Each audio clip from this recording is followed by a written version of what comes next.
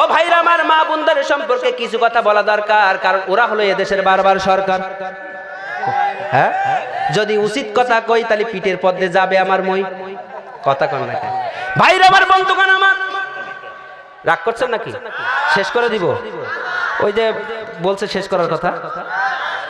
ভাইরা আমার, বন্ধুগণ আমার, আল্লাহর হাবিব সাল্লাল্লাহু আলাইহি সাল্লাম বলেছেন এই পৃথিবীতে দাজ্জাল আগমন করবে। কি কি দাজ্জাল নাম শুনছেন?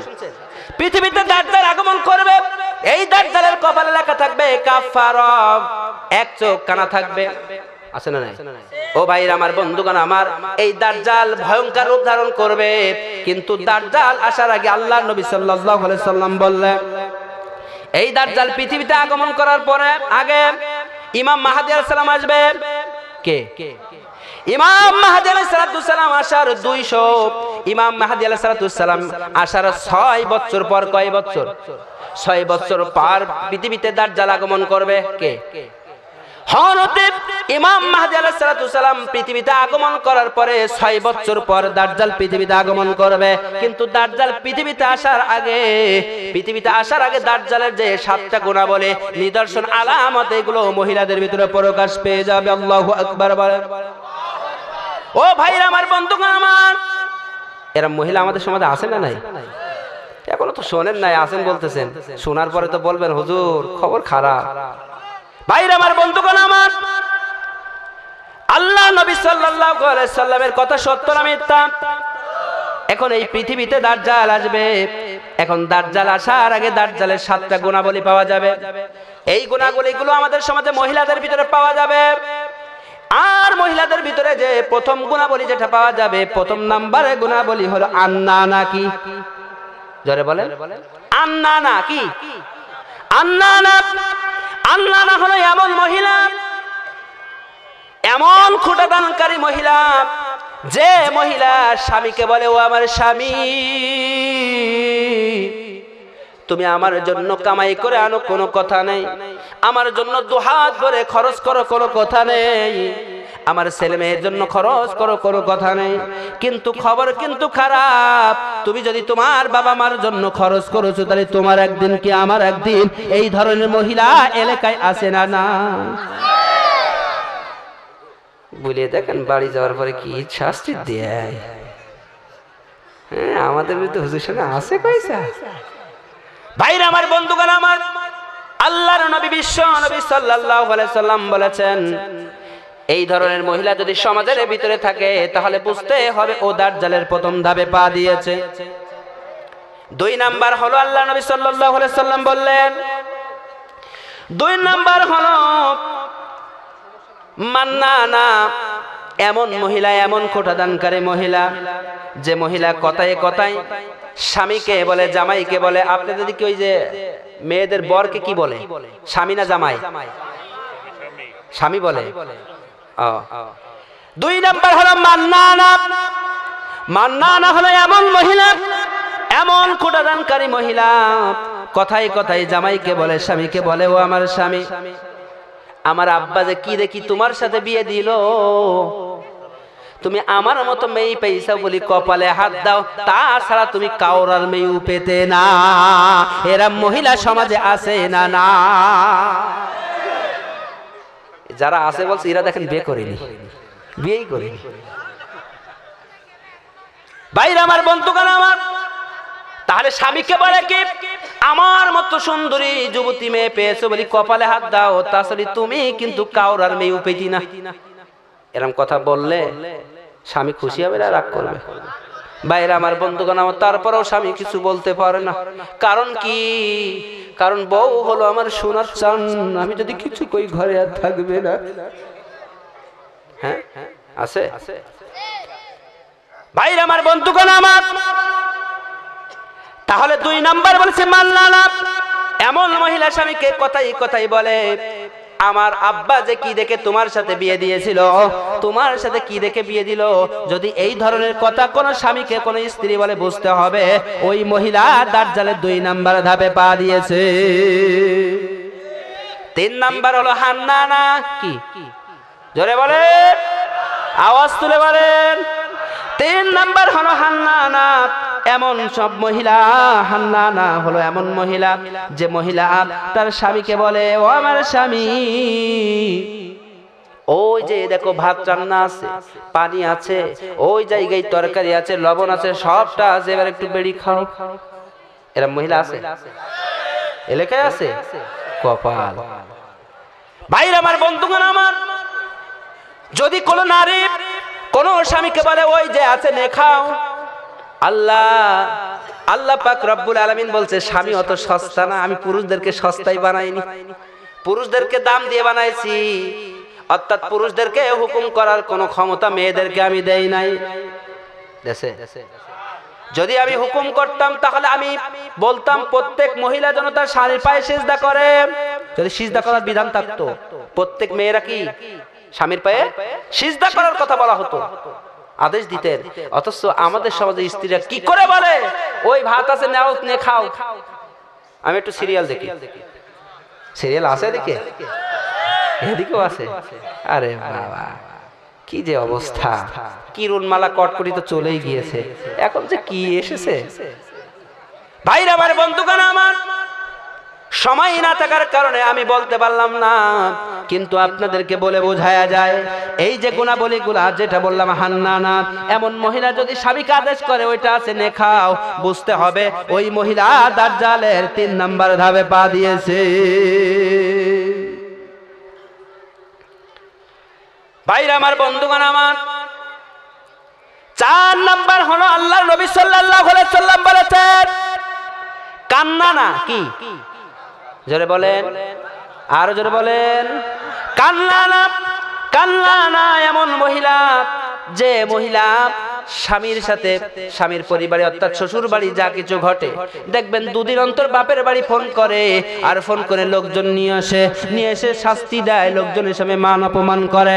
স্বামীকে বলে, তুমি মনে করি চাও আমার কেউ নেই, আমার জাত গুণাগুণ নিয়ে আসলাম, এবার দেখো তোমার একদিন কি আমার একদিন, এরম লোক আছে না না? অর্থাৎ যা শ্বশুর বাড়ি ঘটে বাপের বাড়ি পাচার করে, কি যা ঘটে বাপের বাড়ি পাচার করে, পাচার করে দিয়ে ওই রাতে দেখবেন যখন এই হয়, তুমি যখন থাকো না তখন কি বাথরুমে বা এদিক ওদিক গেছে, তখন ফোন করে, আব্বা তুমি জানো তোমার জামাই আমাকে এইগুলো করেছে, আব্বা আমি থাকবো না, তুমি কাজ আসে না? ওরে বাবা, স্টাইল কে! ভাইরা আমার, বন্ধুগণ আমার, আমি আপনাদের হাসির খোরাক দিচ্ছি না। তাহলে আল্লাহর নবী সাল্লাল্লাহু আলাইহি সাল্লাম বলেছেন, যে ব্যক্তি, যে মহিলারা এই ধরনের কাজগুলা করে, বাপের বাড়ি পাচার করে, স্বামীকে অপদস্থ করে, বুঝতে হবে ও দাজ্জালের 4 নাম্বার ধাপে পা দিয়েছে। কয় নাম্বার? ভাইরা আমার, বন্ধুগণ আমার, 5 নাম্বার হলো বিশ্বনবী বললেন, 5 নাম্বার হলো হাদ্দাকা। কি জোরে বলে? হাদ্দাকা এমন মহিলা, এমন খোটাদানকারী মহিলা যে মহিলা স্বামী যদি কিছু কিনে এনে দেয় পছন্দ করে না, বরং তোমার চোখ না চুলু, কি চোখ না চুলু, তুমি বাজারে যাও, তুমি কাপড় চাপড় টের পাও না, কি নেই হিসাবে কি পরা যায়, আছে না? পাশের বাড়ির জরিনা বুধা কদিন 5,000 টাকা শাড়ি পরতিস, আর তুমি আমাদের কি নেই হিসাবে জানলাম মশারি, আছে না? নাই? ও ভাই আমার, বন্ধুগণ আমার, আমি আপনাদের বোঝানোর জন্য বললাম, হাদ্দাকা এমন মহিলা যা স্বামী কিছু দিলে পছন্দ করে না। অথচ দেখেন, একটু উস্কানি চলে যায় বিশ্ব নবীর কলিজার টুকরো মেয়ে মা ফাতেমার জীবনী। মা ফাতেমা রাদিয়াল্লাহু তাআলা আনহা, তিনি সারাদিনটা মনটা ব্যস্ত হয়ে আছেন, তিনি চিন্তা করতেছেন আব্বাজান বুঝি হয়তো আজকে আসবে, এজন্য মনের ভিতর বাকুলতা নিয়ে, দৃঢ়তা নিয়ে, মনের ভিতরে ইচ্ছা শক্তি নিয়ে নামাজে দাঁড়িয়েছেন। চিন্তা করলেন, আমার যে পোশাকটা রয়েছে একটু ছেঁড়া, এই পোশাকটা পরে যদি আমি দাঁড়িয়ে নামাজ পড়ি তাহলে আমার আব্বাজান দেখে ফেলবে, আর যখন দেখে ফেলবে আমার স্বামী, আমার জামাই আলীর প্রতি রাগ হতে পারে, এজন্য তিনি দাঁড়াই নামাজ না পড়ে বসে নামাজ পড়তেছেন। এমন সময় বিশ্বনবী সাল্লাল্লাহু আলাইহি ওয়াসাল্লাম আসলেন, এসে দেখলেন মা ফাতেমা বসে বসে নামাজ পড়তেছে। নামাজ শেষ করার পরে বিশ্বনবী জিজ্ঞাসা করলেন, ও আমার মা, ও আমার কলিজার টুকরো মা, তুমি কেন বসে বসে নামাজ পড়তেছো? মা বললেন, আব্বা জান, আমার মনটা যেন বলছিল আজকে আপনি হয়তো আসবেন, কিন্তু আমি এই জন্য বসে নামাজ পড়ছিলাম, আমার পরনে যে পোশাকটা রয়েছে এই পোশাকটা একটু কাটা রয়েছে, ছেঁড়া কাটা রয়েছে। আমি যখন দাঁড়াই নামাজ পড়তাম, আপনার হয়তো বা আসার পরে নজরটা ওই ছেঁড়া কাটার দিকে যেতে পারে, আর যাওয়ার পরে আমার স্বামী আলীর প্রতি আপনার রাগ হতে পারে, এজন্য আমি বসে বসে নামাজ পড়ছিলাম যাতে আপনি না দেখতে পারেন। আল্লাহু আকবার বলেন। শিক্ষা কোথায়? অথচ আমাদের সমাজে নারীরা তা করে না। ভালো পোশাক থাকার পরেও কি করে? ছিঁড়া কাপড় চাপড়, বন্ধু হোক আত্মীয় হোক, বাবার বাড়ির যদি কেউ এসে তখন পরি সামনে যাই, মনে হয় আমার কিচ্ছু দেয় না। আছে যে ঠিক বললো না, বিয়ে করিনি, দেখেন তো এরম লোক আছে ভাইরা আমার, বন্ধুগণ আমার। তাহলে কোথায় গেছে দাজ্জালের গুণাবলী? এগুলা কার কাজ? দাজ্জালের কাজ। ভাইরা আমার, বন্ধুগণ আমার, তাহলে হাদ্দাকা বললাম 5 নাম্বার। 6 নাম্বার হলো সাদ্দাকা। 6 নাম্বার কি?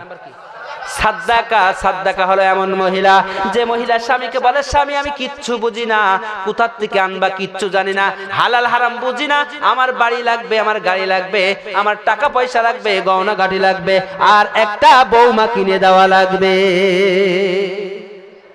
বৌমা আছে না এদিকে? কি সেটা? টিভি। বাবা, এই টিভি এখন এই বৌমা ছাড়া কিন্তু চলা যায় না। ভাইরা আমার, বন্ধুগণ আমার, দেখবেন আমাদের সমাজে বৌমা ছাড়া কেউ চলে না। তাই কবি বললেন, জান গেল রে প্রাণ গেল রে ডিশ এন্টিনার টিভির জ্বালায়, ও ভাই টিভির জ্বালায়, ঠিক না? বড় সাহেবের বিবিরা সব টেলিভিশন দেখে, লিপস্টিক আর কসমেটিক গালে মুখে মেখে, ঠিক না? ভাইরা আমার, বন্ধুগণ আমার, আমাদের সমাজে নারীরা এমন রয়েছে। ও ভাইরা আমার, বন্ধুগণ আমার, আমি আপনাদেরকে বোঝানোর জন্য নিয়ে যাচ্ছি। তাহলে আমাদের সমাজে দেখা যায় হালাল হারাম কিচ্ছু বোঝে না, ওর কোথার থেকে এনে দেবা ওটাই ও চায়। এরম মহিলা যার ঘরে রয়েছে বুঝতে হবে। এটা হলো 6 নাম্বার ধাপে পা দিয়েছে। 7 নাম্বারটা থাক। 7 নাম্বারটা যদি শোনেন তাহলে তো আপনারা বলবেন যে হুজুর এতক্ষণ তো কলেন, এইটাই তো আসল কথা।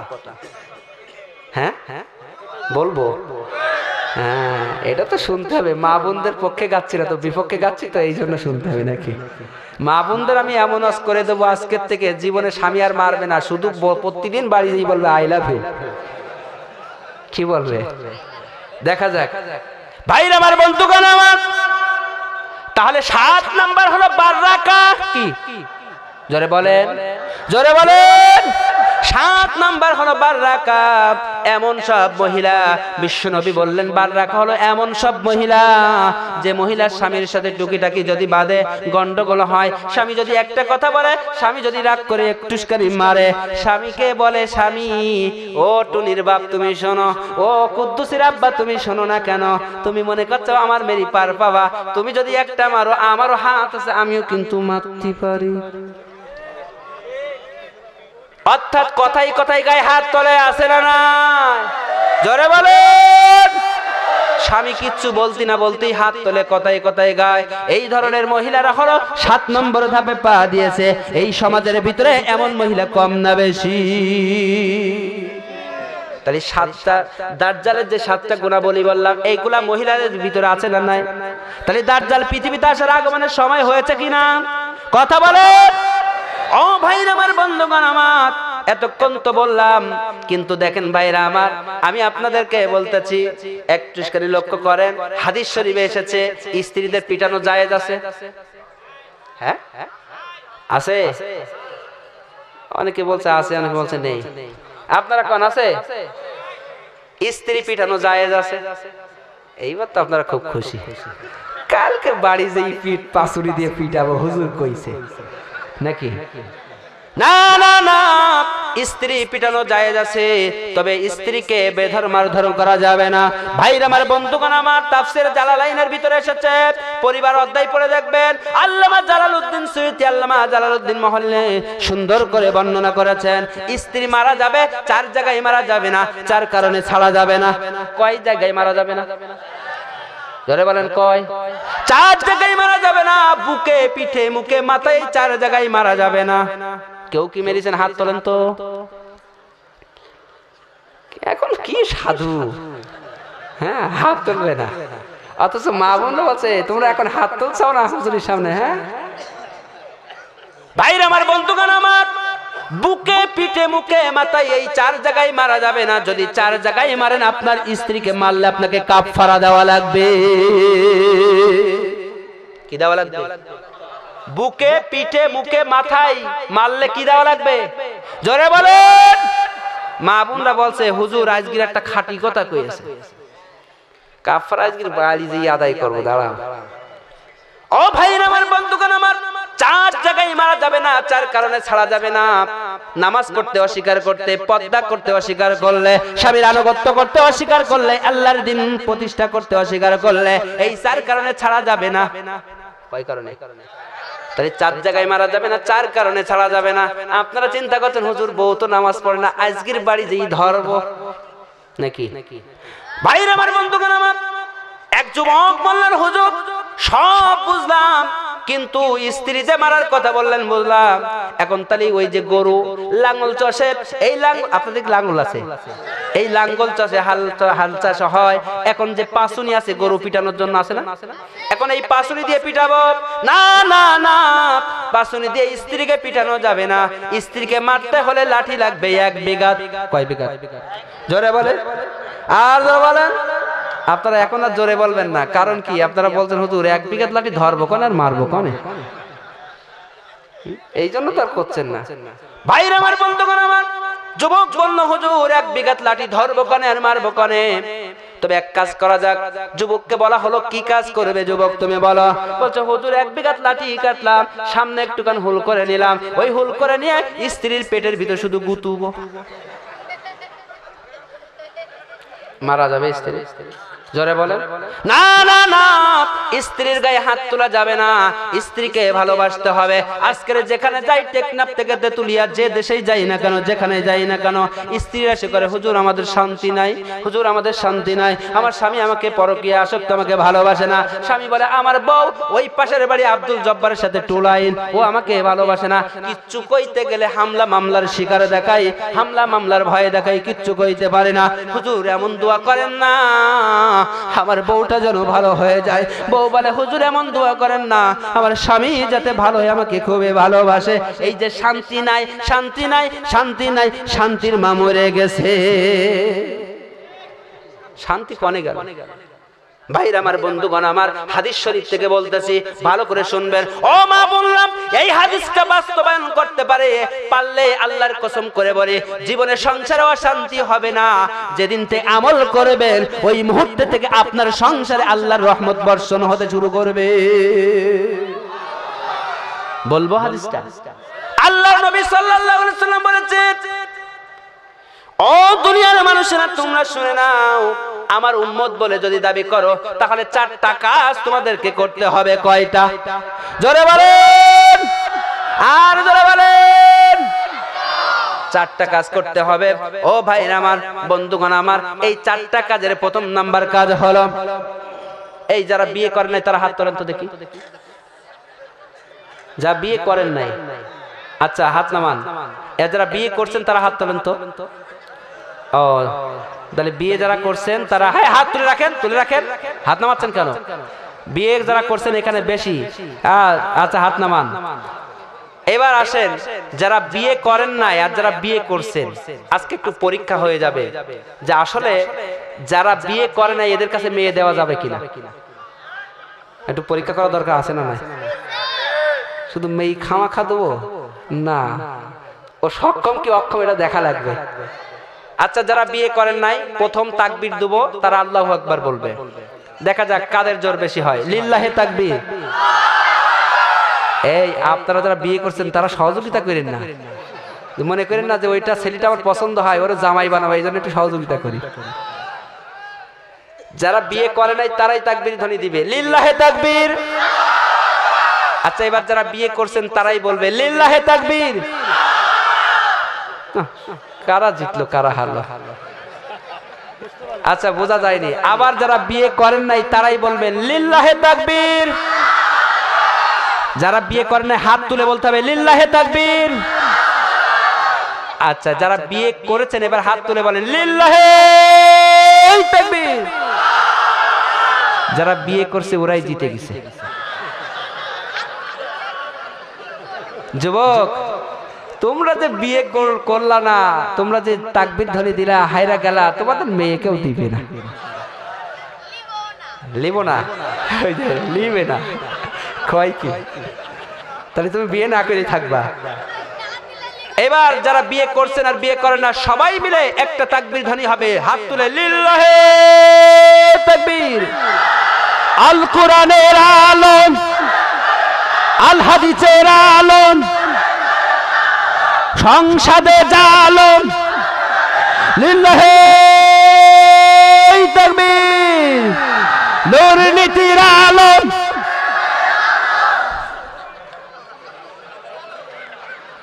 দুর্নীতির আলো ঘরে ঘরে জ্বালো। চেয়ারম্যান সাহেব আছে, মেম্বার সাহেব আছে, হ্যাঁ, দুর্নীতির বিরুদ্ধে মাননীয় প্রধানমন্ত্রী এত আইন প্রয়োগ করছে, আর তোমরা দুর্নীতির আলো ঘরে ঘরে জ্বালো না। ব্যাপার খারাপ। ওটা তো এমনি হয়ে গেছে নাকি? ওই যে ঝোলে তালে, ঝোলে তালে হয়ে গেছে। ভাইরা আমার, বন্ধুগণ আমার, দুর্নীতির আলো ঘরে ঘরে জ্বালবো না, আমরা কোরআনের আলো ঘরে ঘরে জ্বালতে চাই। কথা বলেন ঠিক কিনা? তাহলে যে কথা বলতেছিলাম, যুবকরা শোনো, ও মা বোনেরা তোমরা শোনো, এই সুন্নাত যদি পালন করতে পারো, ওয়াল্লাহি লিল্লাহি আল্লাহু আকবার, আপনার সংসারে কোনোদিন অশান্তি আসবে না, আসবে না, আসবে না। তার প্রথম নাম্বার, এক নাম্বার হলো সুন্নত হলো, বিশ্বনবী বলছেন তোমরা তোমাদের স্ত্রীদের কোলে মাথা রেখে তেলাওয়াত করো। আল্লাহু আকবার। এক নাম্বার সুন্নত কি বলেন? স্ত্রীদের কোলে রেখে মাথা রেখে কি করবা? হ্যাঁ, কোরআন তেলাওয়াত করবা। আপনারা কেউ আছেন দেখান তো একজন ব্যক্তি যে স্ত্রী কোলে মাথা রেখে তেলাওয়াত করেন? ও যে একজন তুলছে। ভাইরা আমার, বন্ধুগণ আমার, স্ত্রীর কোলে মাথা রেখে তেলাওয়াত করার কথা বলেছেন কোন নবী? জোরে বলেন। এটা যদি কেউ অমান্য করে সে নবীর উম্মত না দুশমন? জোরে বলেন। আমি আলমাউন হুসাইন আজাদি আমার স্ত্রীর কোলে মাথা রেখে তেলাওয়াত করি। আল্লাহু আকবার। ভাইরা আমার, বন্ধুগণ আমার, আপনারা বলবেন স্ত্রী তো হুজুর দেখতে ভালো না, স্ত্রী তো চলে না, স্ত্রী আমার সামনে একটু সাজে না। হুজুর সকালবেলা তেলাওয়াত করলে স্ত্রী বলে এত সকালবেলা গুনগুন করি কি গাও, আমার ঘুমের ডিস্টার্ব কেন করো? হুজুর আমি বড় উপরে কথা বলতে পারি না, কারণ কথা কইলেই বলে তোমার বাল বাচ্চা ফেলাই তুই হেঁটি দেবো। আছে না? ও ভাইরা আমার, বন্ধুগণ আমার, তারপর স্ত্রীর কোলে মাথা রেখে তেলাওয়াত করবেন। বিশ্বনবীর সুন্নাত একদিন, দুই দিন, তিন দিন পালন করেন, আল্লাহ পাক আপনার স্ত্রীকে বরকত, রহমত নাজিল করে, দয়া করে, করুণা করে আল্লাহর কোরআনের একজন খাদেম হিসেবে কবুল করে নিবে। দুই নাম্বার হলো বিশ্বনবী সাল্লাল্লাহু আলাইহি সাল্লাম বলেছেন, দুই নাম্বার হলো তোমরা যারা আমার নবীর, আমি নবী আমার উম্মত বলে দাবি করো, মা বোনরা ভালো করে শুনবেন, কালকে সকালবেলা আদায় করবেন। আমার মোবাইল নাম্বার আছে, মোবাইল নাম্বারে ফোন করবেন, আমি আপনাদেরকে পরামর্শ দিয়া দেব। ভাইরা এবার আমার পক্ষে যাবে না বিপক্ষেই যাবে? এতক্ষণ তো পক্ষেই ছিল। ভাইরা আমার, বন্ধুগণ আমার, আল্লাহর নবী সাল্লাল্লাহু আলাইহি সাল্লাম বলেছেন যখন তোমরা বাড়ি থেকে বের হবে, পুরুষেরা, কারা? কোথা থেকে? বাড়ি থেকে বের হবে, তখন তোমরা স্ত্রীদের কপালে চুমা দিয়ে বের হবে। বোঝেন না মনে হয়? কিস কিস চুমা বোঝে না। বাংলাদেশে যেখানে যাই সেখানে চুমা বললি কেউ বোঝে না, যেই বলি কিস অমনি বোঝে না। হুজুর এইটাই তো ঠিক। তাহলে স্ত্রী কি করতে হবে? কপালে চুমা দিয়ে যেতে হবে। কার নির্দেশ? জোরে বলেন। আপনি বলবেন হুজুর স্ত্রী যে কি কালো, কপালে চুমু দেবো কনে?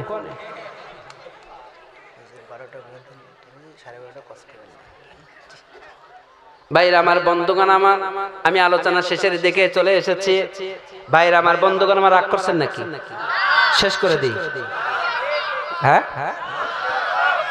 আপনারা তো রাগই করতেছেন, মনে হয় আপনাদের ডিস্টার্ব করলাম। ভাইরা আমার, বন্ধুগণ আমার, সামনে বার তো দাওয়াত দিবেন না, এই যে ওয়াজ করতেছি। ভাইরা আমার, বন্ধুগণ আমার, লক্ষ্য করেন 2 নাম্বার সুন্নাত হলো বিশ্ব নবী বলছে তোমরা বাড়ি থেকে যখন বের হয়ে যাবা স্ত্রীদের কপালে চুমা দিয়ে যাবা, আর যখন স্ত্রীর কপালে চুমা দিয়ে বের হবা ওই স্ত্রী তুমি ঘরে না ফেরা পর্যন্ত আল্লাহর কাছে দোয়া করে, আল্লাহ আমার স্বামী যেখানে থাক, যে প্রান্তে গিয়েছে, যে জায়গায় যাক, যেখানেই থাক না কেন আমার স্বামীকে ভালো রেখো, সুস্থ রেখো, নিরাপদে বাড়ি আসতে পারে, এই দোয়া স্ত্রী সর্বসময় ঘরে বসে করতে থাকে। আপনি আমি স্ত্রী তো চুমু দেবো না, দেবো পাশের বাড়ি জরিনার। কার? রাত 12টার পরে ফোন করি, হ্যালো, জরিনার কাছে ফোন করার পরে জরিনা বলে হ্যালো, হ্যাঁ খবর বলো, কোথায়? আমি শুয়ে আছি। কোথায়? খাটের উপরে। খাটের উপরে শুয়ে কি করছো? আমি শুয়ে শুয়ে ভাবছি। কি ভাবছো? আরে ভাববো না, আব্বা আজকের ছেলে নিয়ে আসছিল, ছেলে আসার পরে তাদের পছন্দ হয়ে গিয়েছে, তাই ভাবছি আমি তোমার না তার, আমি এটাই ভাবছি। তখন ছেলে বলতেছে কি যে বিধি তুমি বলে দাও আমি কার।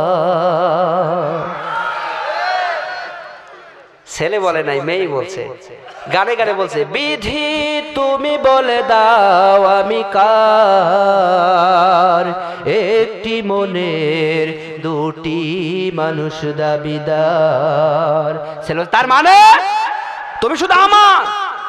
তখন ছেলে বলছে আমি পৃথিবীর এই বুকে আগুন জ্বালিয়ে দেব, তুমি যদি আমারই না হও, বিশ্বাসঘাতকতা করো না প্রিয়া, তুমি ছাড়া আমি কারো নই। নাউজুবিল্লাহ বলে কওয়া যাবে?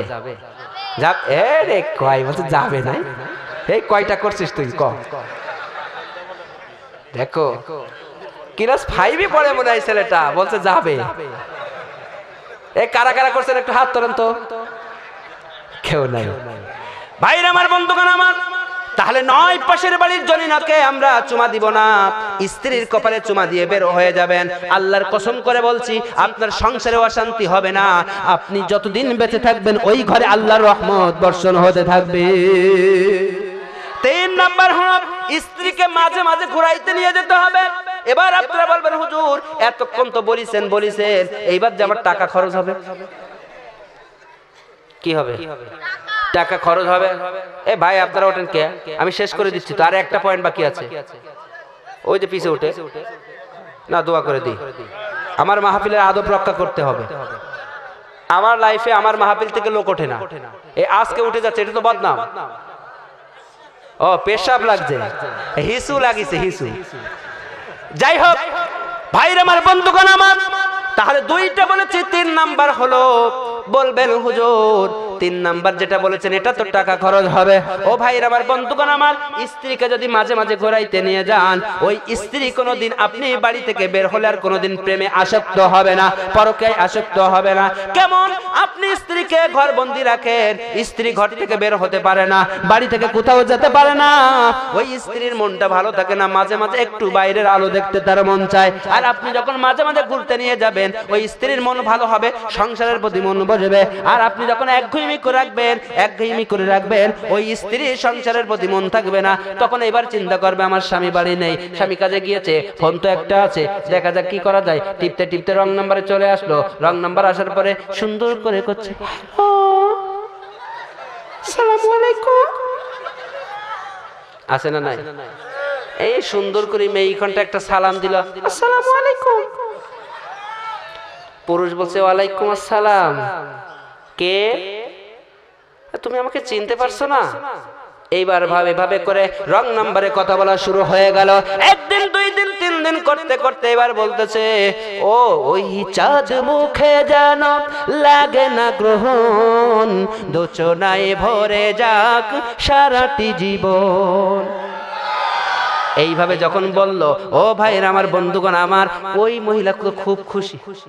বলছে, ওই ছেলেটা বলছে, কতদিন দেখিনি তোমার ওই চাঁদ মুখ, কষ্টে হৃদয় পড়ে ভীষণ জ্বরের ঘরে আমি কান্দা বলি, তুমি নাই আমার পাশে, এখন আর পথ চাইয়া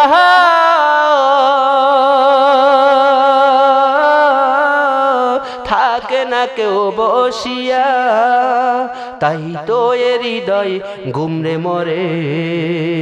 এই কথা যখন ছেলে বলছে, মেয়ে বলছে আহ আমার স্বামীর থেকে তো ভালো কিছু পেয়েছি।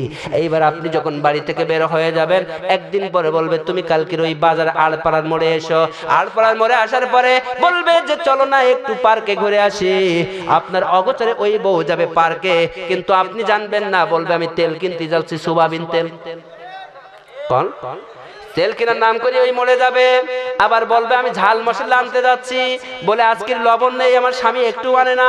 আপনার ধোঁকা দিয়ে বাড়ি থেকে বের হবে, আপনি জানতে পারবেন না, পরকে আসক্ত হয়ে যাবে। আর আপনি যদি স্ত্রীকে মাঝে মাঝে ঘুরতে নিয়ে যান, স্ত্রীর মন ভালো থাকবে, কোনোদিন আর দুশ্চিন্তায় পড়বে না, পরকে আসক্ত হবে না।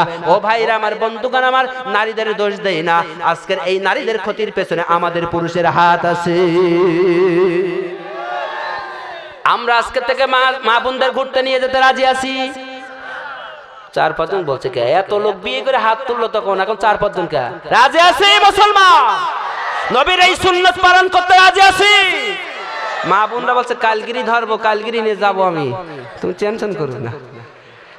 4 নাম্বার হলো স্ত্রীকে মাঝে মাঝে ঘুরতে নিয়ে যেতে, মাঝে মাঝে স্ত্রীর সাথে খেলা করতে হবে। কি তাহলে প্রথম নাম্বার হলো স্ত্রী কোলের মাথা রেখে কি করতে হবে? তেলাওয়াত। দ্বিতীয় নাম্বার স্ত্রী কপালে চুমা দিতে হবে।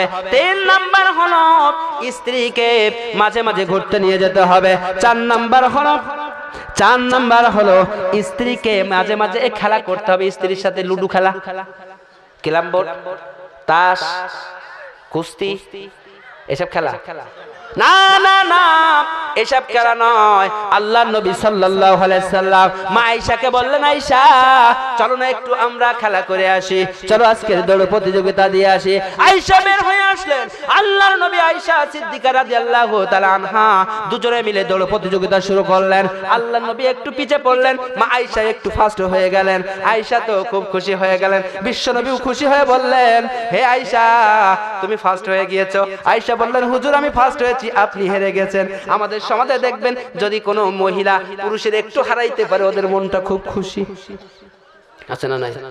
ভাই আমার বন্ধুগণ আমার, বেশ কিছুদিন চলে যাওয়ার পরে আল্লাহর নবী সাল্লাল্লাহু আলাইহি সাল্লাম মা আয়েশাকে বললেন, আয়েশা চলো আজকের আবার একটু দৌড় প্রতিযোগিতা করে। আয়েশা কি করলেন? দৌড় প্রতিযোগিতা শুরু করলেন। বিশ্ব নবী তার শক্তি উজাড় করে দিয়ে ফার্স্ট হয়ে গেলেন। আয়েশা বললেন, বিশ্ব নবী বললেন, ও আয়েশা সেদিনের জবাব আমি মুহাম্মদ আজকের তোমাকে দিয়া দিলাম। বিশ্বনবী বলছে, আমি যদি সেদিন আর ফার্স্ট হতাম, আয়েশার মন খারাপ হয়ে যেত, আয়েশার কোনোদিন আমার সাথে খেলা করতে আসতো না। কিন্তু আমাদের সমাজে দেখবেন স্ত্রীকে বন্ধুর সামনে, বান্ধবের সামনে, প্রতিবেশীর সামনে, ভাইয়ের সামনে, বাবা মার সামনে ছোট করি, স্ত্রীদের সম্মান নষ্ট করে দেয়। না না না, স্ত্রীদেরকে মাঝে মাঝে আপনারা সম্মান নষ্ট করবেন না, মিছা করে হলেও বলবেন তোমার সুন্দর হাসিটা না চাঁদের পূর্ণিমাও হাত মানায়। কি বলবে? চাঁদের পূর্ণিমা হাত মানায়। ওরে বাবা, স্ত্রীদেরকে দেখবেন সব থেকে বেশি খুশি হয়। বিশ্বনবী বলেছে স্ত্রীদেরকে সব থেকে আদর এক জায়গায় করবেন। এই আদরটা যদি আপনি করতে পারেন, স্ত্রীরা খুশি হয়ে যাবে। আপনার সংসারে বাল বাচ্চা মানুষ করার টেনশন করতে হবে না, ওই নিজ দায়িত্বে বাল বাচ্চা মানুষ করবে। জায়গাটা কোনে জানেন? এই যে হাত দেখতে পাচ্ছেন, ডান হাত, স্ত্রীর ডান হাতটা ধরবেন, তারপরে এই যে জায়গা দেখতে পাচ্ছেন, এই জায়গাটা নিয়ে বলবেন কি সুন্দর হাত, এইখানে সুন্দর করে হাতটা নিয়ে একটা 2 ঠোঁট দিয়ে একটা চুমা দিয়ে দিবেন। স্ত্রী খুশি হয়ে যাবে, বুকটা ভরে যাবে, আপনার সংসারে বরকত এসে যাবে। সুবহানাল্লাহ বলেন। আমরা এই সুন্নত গুলো পালন করতে রাজি আছি মুসলমানেরা? জোরে বলেন রাজি আছি, আর জোরে বলেন রাজি আছি। তাহলে আয়াতের আলোচনার বিষয় ছিল আজকের ওয়ামিনান নাসি মাইয়াকুলু আমান্না বিল্লাহি ওয়া বিল ইয়াউমিল আখিরা ওয়া মা হুম বিমুমিনিন। আল্লাহ বলছেন কিছু মানুষ রয়েছে তারা বলে আল্লাহর প্রতি ঈমান এনেছি, পরকালের প্রতি বিশ্বাস স্থাপন করেছে। আল্লাহ বলছে ওরা কিন্তু মুমিন না, ওরা কিন্তু কি না? মুমিন না। এখন আমাদের সমাজে যারা নামাজ পড়ে, রোজা রাখে, হজ করে, সুদ খায়, ডাকাতি করে, যাই করে না কেন, চুরি ডাকাতি ছিনতাই বদমাইশি যাই করুক, বুঝতে হবে ওদের ঈমান নেই। ওরা কি? ওদের ঈমান নেই। আর যারা ঈমানদার হবে ওরা কোনোদিন সুদ খাবে না, ঘুষ খাবে না, চুরি করবে না, মানুষকে মারবে না, লোকের ঘরের দোরও ঠেলবে না, সুদ ঘুষ কিছুই করবে না, রাহাজানি করবে না। বরং ওরা যদি আল্লাহর পক্ষ থেকে যে ফায়সালা আসবে, যদি হকের পথে থাকতে যেও যদি জীবন দিতে হয়, কোরআনের পাখির মতো যদি 10 বছর কারাগার বরণ করা লাগে তাও করতে রাজি থাকে। কথা বলেন ঠিক কিনা? ভাইরা আমার, বন্ধুগণ আমার, একটা শিক্ষা দিয়ে আলোচনা শেষ করে দিচ্ছি। আমাদের পার্শ্ববর্তী দেশ মায়ানমার, কি জোরে বলেন, মাননীয় প্রধানমন্ত্রীকে ধন্যবাদ জানাই। গোটা পৃথিবীর কোন প্রধানমন্ত্রী যেটা করতে পারে নাই, আমার এই সোনার দেশ, ছোট্ট দেশ, তারপরেও এই ছোট্ট দেশে অভাব থাকার পরেও ওই মায়ানমার থেকে লক্ষ লক্ষ মানুষের জায়গা দিয়েছিল আমার প্রধানমন্ত্রী। কথা বলেন ঠিক কিনা? তারপরও জায়গা দেওয়ার পরেও তাদেরকে খাওয়ার ব্যবস্থা করেছেন, আসবাবপত্রের ব্যবস্থা করেছেন, যতটুকু পেরেছেন সহযোগিতা করেছেন কিনা কথা বলেন। অথচ ওই দেশের প্রধানমন্ত্রী মুসলমানদের উপর যে নির্যাতন করেছে, স্টিম রোলার চালিয়েছে, তিনি বলেছে আমরা মুসলমানের পক্ষে না, আমরা বাতিলের পক্ষে। এটা উনি যে কাজ করেছে সেটা দিয়ে এটা প্রমাণ করেছে। কথা বলেন ঠিক কিনা? কিন্তু আমার দেশের প্রধানমন্ত্রী যেটা করেছেন, উনি এইটা করে প্রমাণ করে গোটা পৃথিবীকে দেখিয়ে দিয়েছেন, ও দেশের জনগণ, ও গোটা পৃথিবীর মানুষ, তোমরা শোনো, আমি একজন নামাজি মানুষ, আমি একজন তাহাজ্জুদ গুজার মানুষ, আমি একজন হাজি মানুষ, আমরা মুসলমানের পক্ষে, আমরা মুসলমানের শরীর থেকে এক ফোঁটা রক্ত ধরতে দিতে পারি না।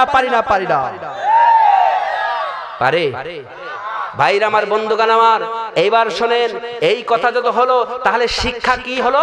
ওই মায়ানমারের প্রধানমন্ত্রী অং সান সু চি সে চিন্তা করেছিল, আমি এই ক্ষমতার বাহার দেখালাম, ক্ষমতায় থাকবো, মুসলমানদেরকে নিধন করব, নিধন করে দেশটাকে আমি একতন্ত্র ভাবে চালাবো। তিনি কি পেরেছে? তিনি এখন কোথায়? শিক্ষা নিতে হবে। ও দেশের জনগণ, তোমরা যারা মনে করতেছ যে আমরাও ক্ষমতায় চিরজীবন থাকবো, 41 সাল 42 সাল দেখাও, তোমাদেরকে শিক্ষা নিতে হবে। বাস্তব থেকে ওই অং সান সু চির কাছ থেকে, অং সান সু চি যেমন ক্ষমতা হারিয়েছে, তোমাদেরকেও একদিন ক্ষমতা হারাতে হবে। আসেন, শিক্ষা নেই, আমরা আর অহংকার করব না, দাম্ভিকতা করব না, হিংসা করব না, চুরি ডাকাতি করব না। ওমা হুম বিমুমিনিন, আমরা যদি মুমিন হতে চাই, আল্লাহর ভাষায় যদি আমরা মুমিন হতে চাই, আমাদের যেটাই আল্লাহর পক্ষ থেকে ফায়সালা আসবে আমরা মেনে নেব। রাজি আছি? জোরে বলেন, রাজি আছি তো? তাহলে আমার আলোচনার বিষয় আজকে বুঝতে পেরেছেন তো? যারা মুমিন হবে তারা কখনো কারোর কাছে মাথা নত করবে না, আর যারা মুমিন না তারা কি হবে বলেন? ক্ষমতার বাবার দেখাবে, ঠিক কিনা? তাই আসুন, মুমিন কারা আর আমরা হচ্ছে বেঈমান কারা, মুনাফিক কারা, মুমিন কারা, এটা আজকের পার্থক্য করে আপনাদেরকে বুঝাই দিয়েছি। বুঝতে কারোর অসুবিধা হয়েছে?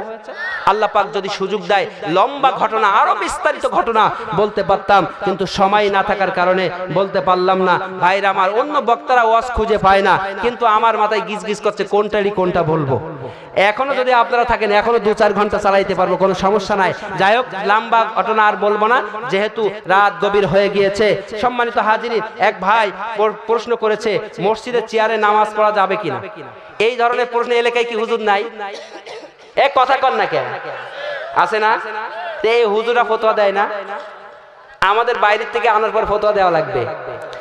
এই যে মসজিদের চেয়ারে নামাজ পড়া যাবে কিনা, চেয়ারে বসে নামাজ পড়া যাবে না, যাবে না। কে কথা কন না কে? একটা দলিল যদি দেখাইতে পারেন যে চেয়ারে বসে নামাজ পড়া যাবে, আল্লাহর কসম মৃত্যুর আগ মুহূর্ত পর্যন্ত আমি আর ওয়াজ নসিহত করব না। ওপেন চ্যালেঞ্জ করলাম। কেন যাবে না?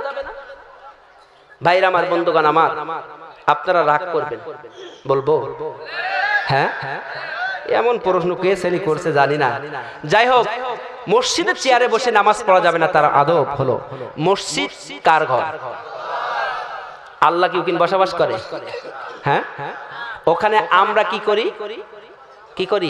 ইবাদত করি। কথা বলেন ঠিক কিনা? এখন ইবাদত করার নিয়ম কি? দাঁড়িয়ে, জোরে বলেন, দাঁড়িয়ে নামাজ পড়ার বিধান আছে না নাই? হ্যাঁ, আপনি কি করবেন? অসুস্থ হলে বসে নামাজ পড়তে পারবেন। অসুস্থ হলে কি বসে নামাজ পড়তে পারবেন, শুয়ে নামাজ পড়তে পারবেন, ইশারায় নামাজ পড়তে পারবেন, সব করতে পারবেন, কিন্তু চেয়ারে বসে নামাজ পড়তে পারবেন না। বসে মানে বুঝেছেন? আপনি মাঠে যাচ্ছেন কোনো সমস্যা নেই, হাটে যাচ্ছেন কোনো সমস্যা নেই, মসজিদে গেলে মাজার দোষ হয়, তাই না? হ্যাঁ, যত সব মাজার দোষ মসজিদে গেলে দেখাও, তোমরা আল্লাহর কাছে অজুহাত দাও, কিয়ামতের দিন তোমরা পার পাবা না। সম্মানিত হাজিরিন, বসে নামাজ পড়বেন, অসুস্থর কারণে আপনি বসে নামাজ পড়েন, আপনার নামাজ হবে, কিন্তু চেয়ারে বসে নামাজ পড়লে নামাজ হবে না। অনেক আলেম, হাজার হাজার আলেম একমত পোষণ করেছে চেয়ারে বসে নামাজ পড়া যাবে না। কারণ কাতার বন্দি ছাড়া রাসূল সাল্লাল্লাহু আলাইহি সাল্লাম বলছে কাতার সোজা করো, যদি কাতার এলোমেলো হয় নামাজ হবে। কথা বলেন, আপনি যখন চেয়ারে বসে নামাজ পড়বেন আপনার পাটা কোথায় থাকবে? কাতার কি ওই ওর সাথে সোজা থাকে? হ্যাঁ, সবাই আছে সমান, পিঠ সমান, পাছা সমান, সবটাই তো সমান থাকে না, কারোর উঁচু থাকে, কাট থাকে। কিন্তু আপনি যে বসে আছেন আপনার কি আছে? ওদের সাথে সমান আছে। কথা কন না কে? তাহলে নামাজে কাতার সোজা হওয়া লাগবে। নামাজের শর্ত কি? সোজা হয়ে নামাজ সহি করতে হলে বুখারী শরীফের হাদিস, কাতার যদি এলোমেলো হয় তাহলে নামাজ হবে না। কি হবে না? নামাজ হবে না। ভাইরা আমার, বন্ধুগণ আমার, আল্লাহ পাক রব্বুল আলামিন বলেছেন কি? ওয়াকিমুস সালাতা ওয়া আতুজ যাকাতা ওয়া আরকাউ মা'আর রাকিন।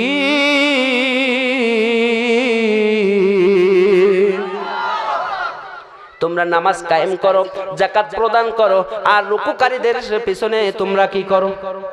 জোরে বলেন। রুকু করো। ইমাম সাহেব কি বসে নামাজ পড়ে? কথা বলেন। আবার আপনি বলছেন একটা দায়াতুল বিহাদাল ইমাম, তার মানে কি? তাহলে ইমাম সাহেব বসে পড়েন, আপনি বসে পড়বেন কে? এবার কথা নেই কে?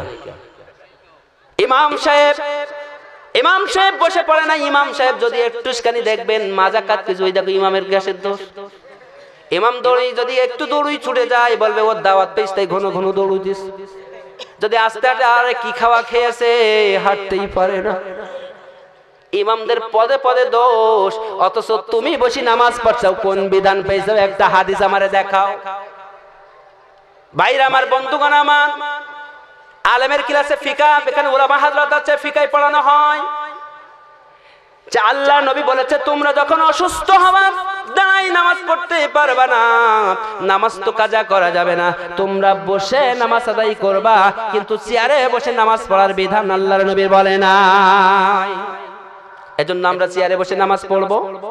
ভাইরা আমার, বন্ধুগণ আমার, সম্মানিত হাজিরিন, আপনাদের কাছে উদাত্ত আহ্বান করব, আর নয় এখন দোয়া হবে।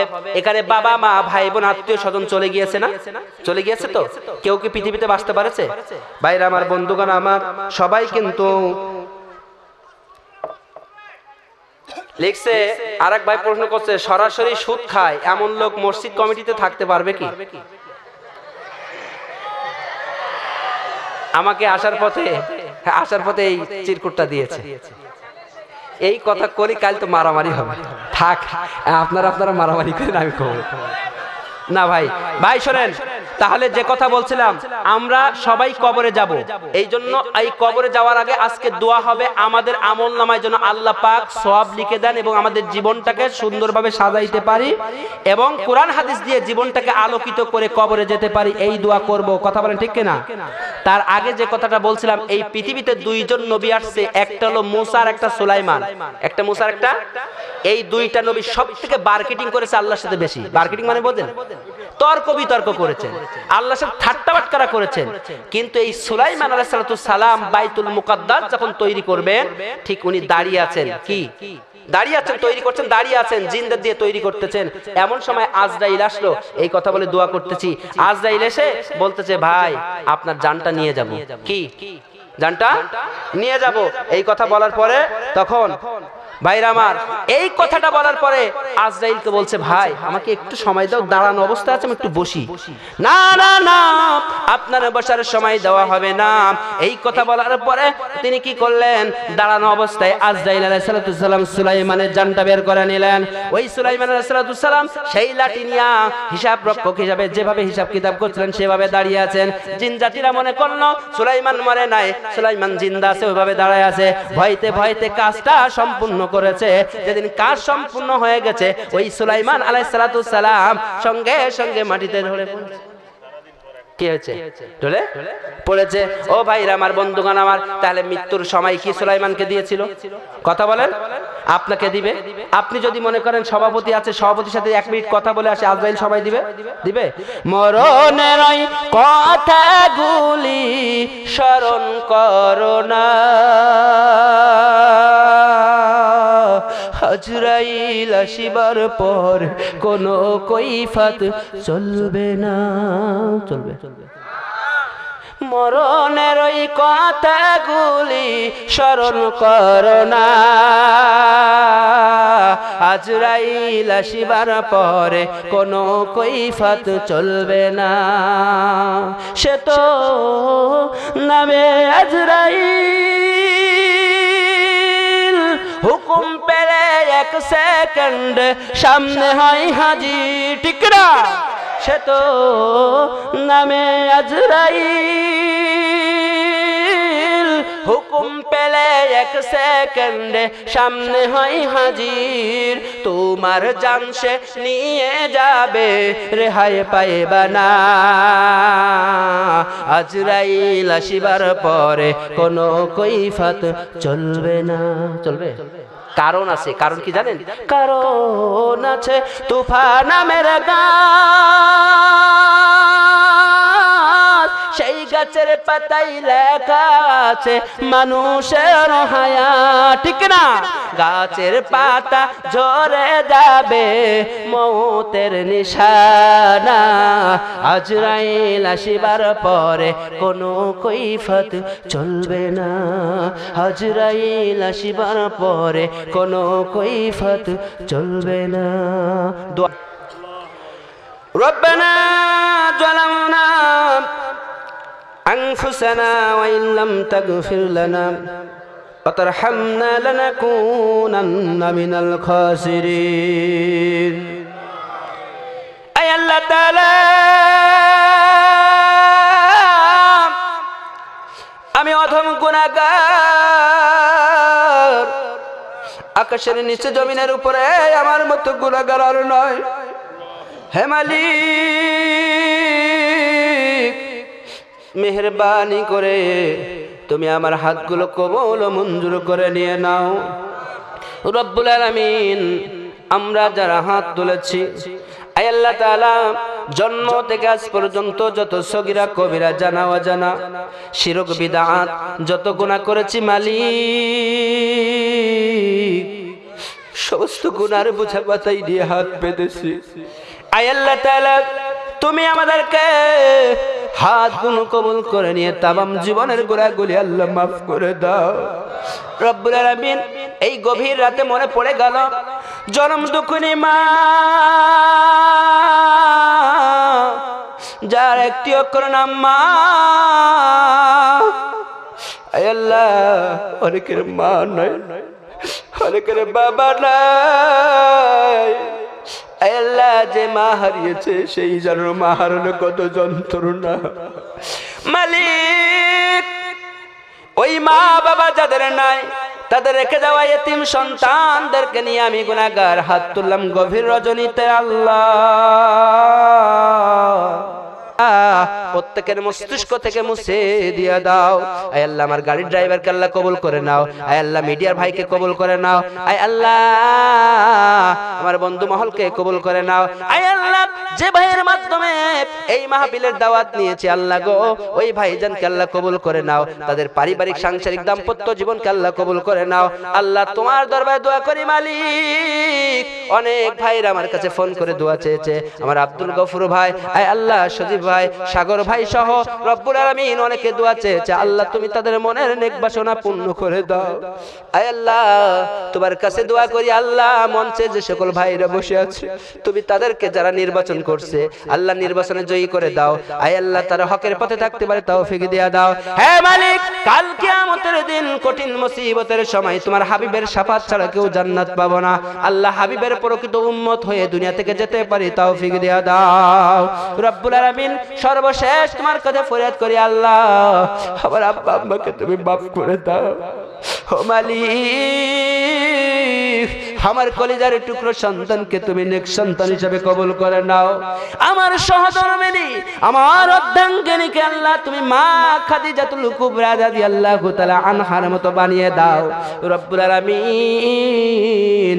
আমার গোটা পরিবারকে জান্নাতি পরিবার হিসেবে কবুল করে নাও। রব্বানা রব্বিরহামহুমা কামা রব্বায়ানি সগীরা।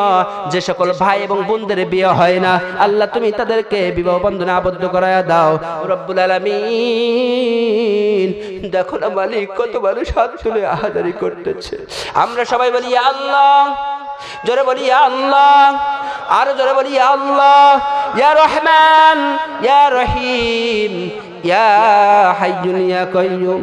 রব্বুল আলামিন, ইসমে আজমের নাম ধরে তোমার কাছে ডাকলাম, আজকের তুমি কাউকে ফিরাইয়া দিও না। প্রত্যেক মানুষ এই মাহফিল থেকে নিষ্পাপ হয়ে বাড়ি যেতে পারে তৌফিক দিয়ে দাও। পরিশেষে মনে পড়ে গেল আল্লাহ, গোটা পৃথিবীতে মুসলমানেরা লাঞ্ছিত, অপমানিত, নির্যাতিত হয়। আল্লাহ গো, যে সকল আলেম ওলামারা কারাগারে বন্দী আল্লাহ তুমি মুক্তির ব্যবস্থা করে দাও।